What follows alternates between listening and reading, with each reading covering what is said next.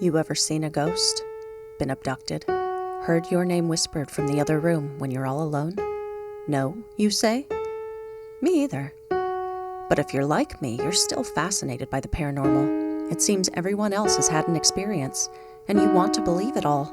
So why doesn't it happen to us? What does it all mean? How does it work? Is any of it real? Welcome to Paranorm Girl, a show that will attempt to answer these questions by taking the paranormal completely apart in search of proof. I'm not a blind believer, nor a hardened skeptic. I'm just looking for answers and willing to accept what I find. What's spooky with you? The man on the stairs. So the first experience of shadow people I've had was also my most vivid one, and I need to set the scene, so bear with me. Me and my family had recently moved from RAF accommodation to a house we didn't have to leave every 6 months, and ended up having a couple of viewings before committing to it. Because of this, we ended up getting to know the seller quite well. She was very old and had a sick husband, who when we came for viewings, understandably, went into someone else's care for a while as he was confined to a bedroom most of the time. That bedroom ended up becoming mine when we moved in, as I liked the funky shape it had, kind of an L shape. Sadly, the husband died shortly after we moved in from his illness, and the seller let us know. I can't remember how long exactly, as it was a while ago, but not too long after this, me and my sister began to have the constant feeling that something was not quite right when we were upstairs, but just on the landing. You'd come up the stairs, directly in front of you would be the bathroom. You'd turn left, and there was a stretch of hallway, then my door, then some more hallway, and right down at the end were my sister's and parents' doors. Any other part of the house was normal, but as soon as either of us went onto the landing, the hairs on the backs of our necks would stand up, and our minds would get ready to fight or flight. One day, out of the blue, was when I actually saw something. I was running up the stairs on all fours. You know, that thing we all do to go upstairs fast as a kid. And when I got to the top and looked up, I saw a full-bodied shadow figure of a man just standing in the doorway to the bathroom. It was absolutely black, genuinely darker than any shade or shadow I've experienced, and blocked the light coming through the window behind it. It didn't do anything, it just stood there watching me. I looked back down the stairs to see if anyone else was there seeing what I was seeing. There wasn't. And when I turned back, it was just gone. What was weird was it didn't feel sinister or malicious. It gave off a very calm, relaxed, even kind atmosphere, and other than being surprised to see it, I wasn't scared. I never saw it again, and after, that horrible off feeling me and my sister had been experiencing just went away. I like to think it was the elderly man who died coming to see who was living in his old room. But whatever it was, I'll remember forever.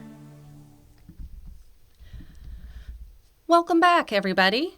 Thanks so much for joining me on another edition of Paranorm Girl. I am your host, Kristen. God, it feels good to say that. I cannot express quite enough how excited I am to be doing another episode on this topic. It's been wild, peeps, digging into the history and lore of shadow people, which is probably not something I would have ever looked into if it were not the very purpose of this podcast.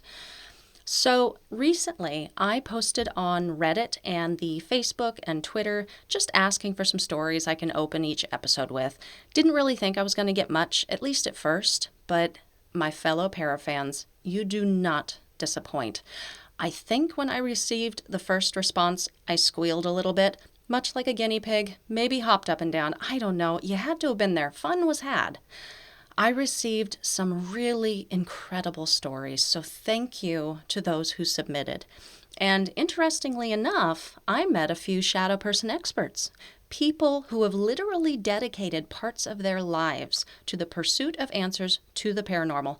I couldn't be more honored. Really, anyone who's reached out, I'm honored. Speaking of being honored, speaking of reaching out, guess who decided to make a little stop in to see me? The Hat Man. No biggie. Moving on. Just joking. I would never leave y'all hanging like that. The Hat Man did come to see me. Well, I think. Let me explain.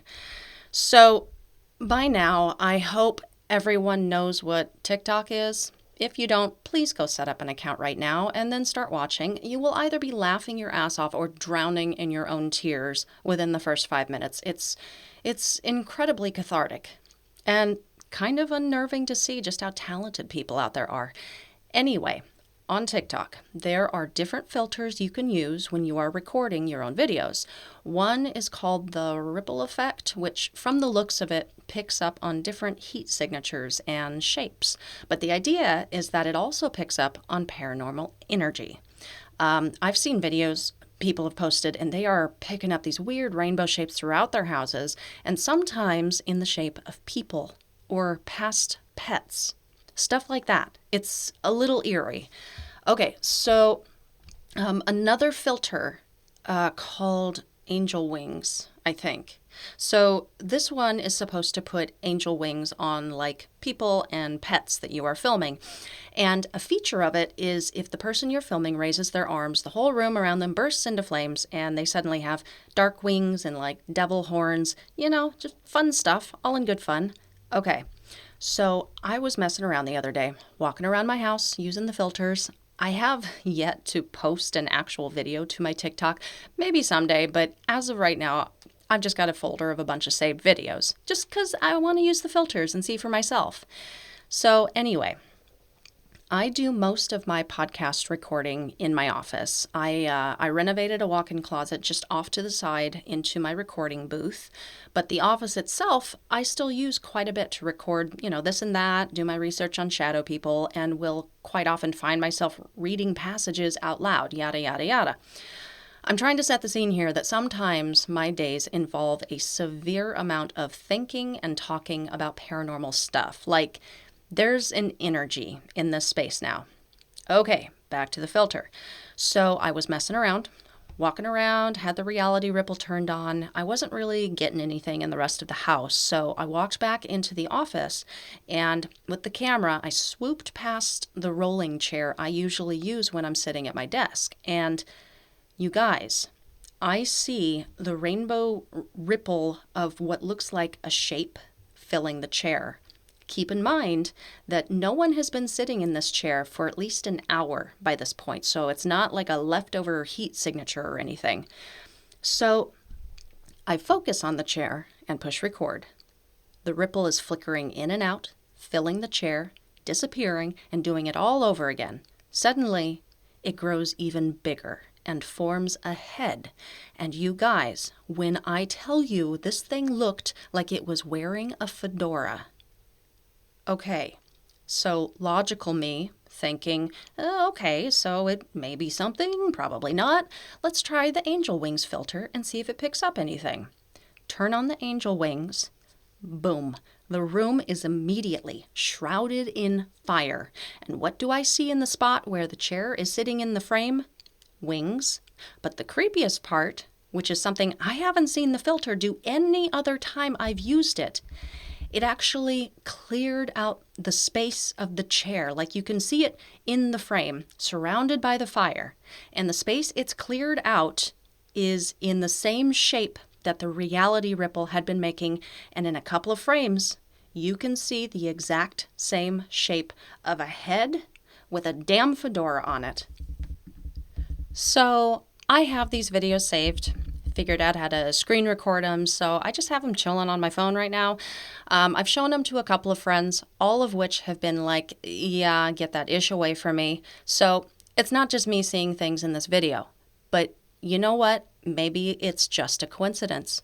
I'll admit that sometimes these filters will pick up a human shape when you pan over things like hanging coats or your own reflection, stuff like that. So I don't know. Gonna let you guys decide. I'm going to post both of these videos over on the Facebook, Instagram, and Twitter pages, all of which you can find at Paranorm Girl Pod. You guys jump on and tell me what you think. Deal? All right, enough about me and my suddenly supernatural life. Let's get into today's lesson. Today, we are talking about the shadow people and their place throughout history. I'm going to discuss some of the lore, both old and newer, surrounding them. There's a lot to digest in this one, so kick back, relax, let me do the talking. The legends of shadow people have been around for a very long time. Author Heidi Hollis stated on a podcast back in 2017 that some of the earliest accounts date back to the 16 and 1700s. But if we look at ancient Rome and Greek beliefs surrounding their ideas of death and ghosts and evil spirits, take into account the jinn from the Quran or the Ravenmocker from Cherokee lore, we've got shadow people going back more than 2,000 years. Upon further research, though, I have found stories and legends setting a precedent for shadow people going back even further, like we talking 5,000 years ago further. So we'll examine some of those stories a little later in this episode, and you guys tell me what you think. Shadow people as a modern-day concept didn't really come screaming into the mainstream until 2001, when it was talked about at length on an episode of Coast to Coast, when Art Bell interviewed a Native American elder named Thunder Strikes. Now, I had said in the last episode that the first time I'd been introduced to the concept of shadow people was with the show Taps. Two things. Yes, someone has already corrected me in that show name. Think I must have Mandela'd myself because I would have sworn to you that show was called Taps, but it was simply called Ghost Hunters. Their group was called Taps. And second, in researching this episode and talking about the Shadow Person show on Coast to Coast, I realized that was the first time I was introduced to the concept, because I remember listening to this episode back when it aired. My mom would turn Coast to Coast on late at night, and we'd chill together on our bed, trying not to fall asleep. But Art's damn voice, I tell you what, so soothing. Ah, R.I.P., man. So, it's important to know this was not the first time that shadow people had ever been talked about publicly, but it's definitely a landmark in the modern day concept and the whole, shadow person evolution. On this particular show, Thunder Strike says that in order to talk publicly about the shadow people, he'd had to get permission from this panel of Twisted Hair's tribal elders who claim that their first recorded shadow figure incidents dated back to 1153 BC. So Thunder Strikes tries to explain why in the present more and more people seem to be seeing shadow people, why there seems to be a large fluctuation in sightings. He goes into extreme depth about this Twisted Hair's prophecy having to do with the quickening, the awakening, and the end of the Mayan calendar, which was in 2012, and I'm going to do my best to relay this information, but there's a lot to it. How I'm understanding it is because of the awakening followed by the quickening, and that time frame spanned from like the 80s to the early 2000s.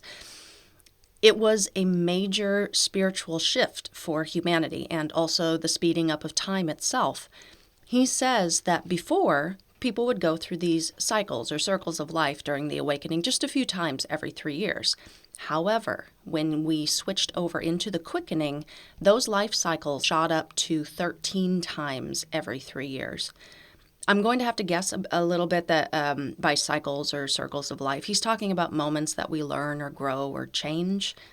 Like important moments that happen and are necessary for us to go through. So, along with time actually speeding up, our spirituality actually kicked up, which is why part of the reason, according to him, that more people can now see shadow figures.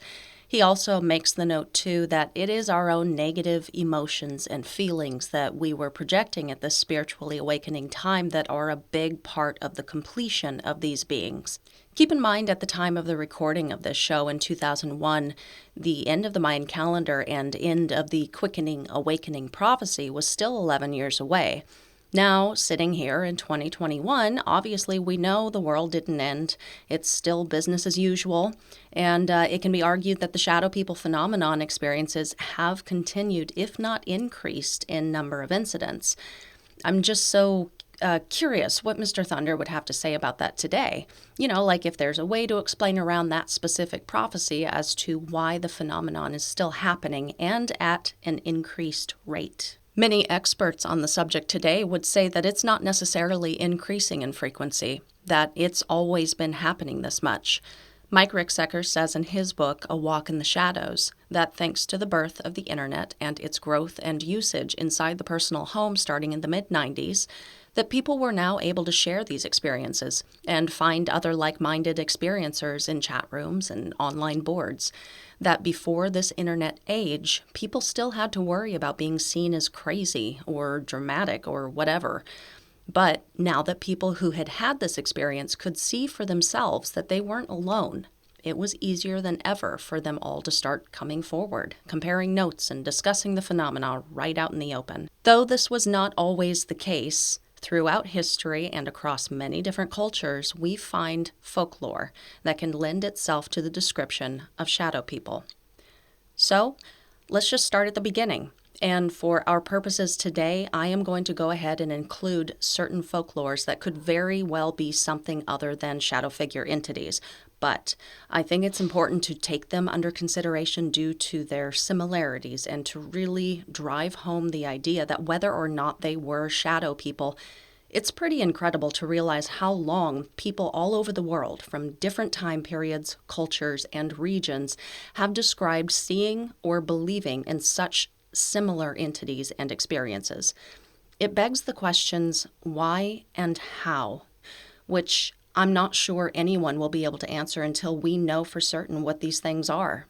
For the time being, though, we study, we listen, we put two and two together, and form our own postulations. So, to start, we go back to ancient times, Mesopotamia, between 3500 BC and 400 AD. In Akkadian and Sumerian mythology, there is a being named Alu. While he is referred to as a demon, his features and his operatives sound eerily similar to certain entities we've come to know and love today. He is described as androgynous and having no mouth, lips, or ears, and is said to roam the night, terrifying people while they sleep, possessing them to the point of unconsciousness. From a cuneiform script translated by Major General Sir H.C. Rawlinson, otherwise known as the father of Assyriology, whom in his bed the wicked Alu covered, whom the wicked ghost by night overwhelmed. So, while it can be argued Alu was a demon, the similarities stand. And who are we yet to say that shadow people aren't demons? Both old and modern-day Christians certainly believe so. During this time frame, but also in the cradle of civilization in Egypt, beginning somewhere around 3100 BC, ancient Egyptians believed that a person's soul was made up of many parts, one of which is called the shut, or the kybit, or what we would call the shadow. The shadow could partake of funerary offerings and was able to detach itself from the body and travel at will. According to the Wikipedia page on Egyptian concept of souls, the shadow was also representative to Egyptians of a figure of death or servant of Anubis, and was depicted graphically as a small human figure painted completely black. The page goes on to quote Egyptologist Ogden Golay Jr. He says, "In many Book of the Dead papyri and tombs, the deceased is depicted emerging from the tomb by day in shadow form, a thin, black, featureless silhouette of a person. The person in this form is, as we would put it, a mere shadow of his former existence, yet nonetheless still existing." I'm not sure why, when I read this, it creeps me out so much. Maybe because of its extreme similarity in physical description of shadow figures. It really shouldn't be that creepy, as basically all this says, if we wanted to make the connection, is that shadow people are people. Just shades of the deceased. Ghosts, so to speak. Okay, moving forward through time, we land somewhere between the years of 610 and 632. Though the folklore surrounding the jinn predate Islam, because their origin stories are unclear, we shall center on their references in the Quran, written in this time frame. The term jinn is Arabic, and its primary meaning is to hide or to adapt. The word itself has been interpreted to mean beings that are concealed from the senses or the hidden ones. It was thought that jinn could shift their form into different shapes, but were especially feared because of their ability to become invisible, and therefore could attack, kill, or kidnap a person without being seen. While that was one belief, some Arabs believed that jinn could also be more benevolent in nature and could protect or even marry and have children with humans. Jinn are mentioned approximately 29 times in the Quran and are said to have been created by God from smokeless fire. I have read that description so many times already, and I gotta be honest, I'm really not sure what the hell that means, but it paints a visual picture, right? They were created before humans, and though not immortal, were gifted with very long lives and special powers. You know, like invisibility and super strength and super speed and stuff. In parallel with humans, though, they were bestowed free will, had the ability to eat, drink, and die, and also were subject to judgment in accordance with their deeds during their lives. Now, the well-known and respected paranormal expert Rosemary Ellen Guiley believed shadow figures to be jinn. In an online interview for Psychology Today with Dr. Catherine Ramsland, she said she had been studying shadow people since 2004, and in her study started to see this connection between the two. Having already had knowledge of the jinn due to her previous research into demonology, and realizing during her search of shadow people's true identities that there was a major correlation between encounters with shadow people by those who also had encounters with extraterrestrials. She concluded that shadow people were simply a shape-shifted form taken on by the jinn. In the article, she says that the footprints of the jinn are evident throughout our mythologies about ancient aliens and gods. And because of the more than frequent occurrence of people who encounter both ETs and shadow people together, she was able to make this massive connection. She even goes further, stating major jinn involvement is in all of our entity contact experiences throughout history. I don't know. What do y'all think? Are they jinn? Ghosts? Demons? Not that any of the thus far described were believed at their respective time to be shadow people. These were just the entities of the day. It wouldn't be until much later that people started to try and make that connection. So, let's come even closer to present day. As I mentioned at the start of this episode, Ms. Hollis stated in 2017 the earliest shadow person accounts date back to the 16 and 1700s. Though I couldn't find these specific accounts she referred to, in 1782, Henry Fuseli revealed his famous painting of a sleeping woman with a ghoulish incubus sitting on her chest, called The Nightmare. And if you are not already familiar with the connection, the incubus, succubus, or the old hag is often lumped in with the shadow figure crowd. So, obviously, the visuals on the painting must have been a known concept or idea at the time, as the painting became wildly popular after its first exhibition. Reportedly, Fuseli suffered from sleep paralysis, and the painting was likely inspired by the waking dreams he experienced. The word nightmare itself, incidentally, is derived from Mara, a Scandinavian mythological term referring to a spirit sent to torment or suffocate sleepers. But the actual term shadow people popped into the mainstream during the spiritualism movement of the 1800s. While it may not have been a commonly used term or idea yet, specifically one Madame d'Espérance wrote about experiences she had personally had with them over the course of her life. Now, Ms. d'Espérance was later found to be a fraud, as far as some of her physical mediumistic abilities were concerned. But we are simply following a timeline here in order to show the continuation of this shadow person history right up to the present day. Whether she saw them or made it all up doesn't matter to me on this. I think it's important enough to note that there was a belief in them at that time. There were reported sightings of them, and some, such as this woman, went so far as to speak publicly about them in the 1890s, especially in an era that men would not have batted an eye before throwing you in a loony bin. Ah, the Victorian era. That sweet, common sense, safe time in history. Hang in there, guys. We are rounding that last corner. So now we enter the last century. The year is 1953. An episode on the radio drama show The Hall of Fantasy airs called The Shadow People. Though this was a completely fictional, dramatized show meant only for entertainment purposes, it is clear that the modern-day ideas and image of shadow people was already starting to form, even at this time. By the way, if you are so inclined or just want to feel equally nostalgic and creeped out, go type in Hall of Fantasy, The Shadow People, into YouTube. Pop your earbuds in and have yourself a little listen. Even if you laugh at people who once listened to their shows rather than watched, I think you'll enjoy it if you love this subject at all. In 1969, Margaret St. Clair authored a science fiction novel titled The Shadow People. Though the shadow people referred to in the title were elves high on hallucinogenics living inside of walls and does not actually lend itself at all to our pursuit of information about the currently accepted idea of shadow figures, it's important to note the descriptive term was still alive and well and being used in the public arena.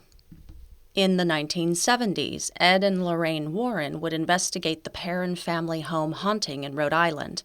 They were originally called in to investigate after Carl and Keith Johnson had gone to investigate the home several times already, witnessing numerous paranormal activities, one of which was an amorphous, black, smoky thing that had no explanation for it. What's interesting and cool about this is that this haunting happened in the 70s, and it was news at the time, and then had a total rebirth in the mainstream with the movie The Conjuring in 2013. Little trivia for you. In 1985, an episode of Twilight Zone aired called The Shadow Man and features an entity looking suspiciously like the Hat Man. Numerous books on this topic were written by numerous authors in the decades leading up to the present. Heidi Hollis was writing and talking about them in the mid-90s. Many films have been created revolving around the topic, such as the horror movie titled Shadow People, but also some awesome and not so awesome documentaries and TV shows. Most of them titled Shadow People or some variation of that, so I won't list them out here. Just go type it into Amazon and you'll see what I mean.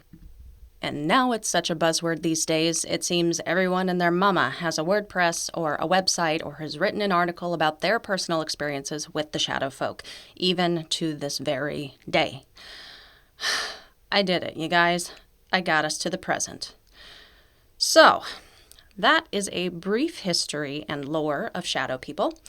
I hope you enjoyed any part of it. Is it complete? No. But is it sufficient? Probably also no. But we have so much more ground to cover, so alas, we must move on. Hey, you ever wondered what it might be like to actually have a visit with a shadow figure? Really? Funny you should want that, because it just so happens next time we are talking about first-hand accounts and what happens during a visit with a shadow person. Wow, I'm good at this. I know what the people want. It's a gift. If you have any questions, suggestions, and the like, hit me up on the Facebook, Instagram, or Twitter. The handle for those is @ParanormGirlPod, or shoot me an email at paranormgirlpod@gmail.com. I want to hear from you. Let me know you're out there.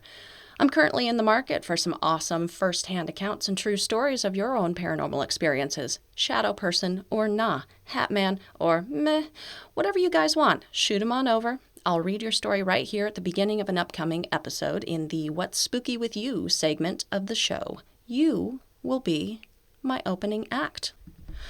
All right, guys, I think that's going to do it for today. It is now time for my final note.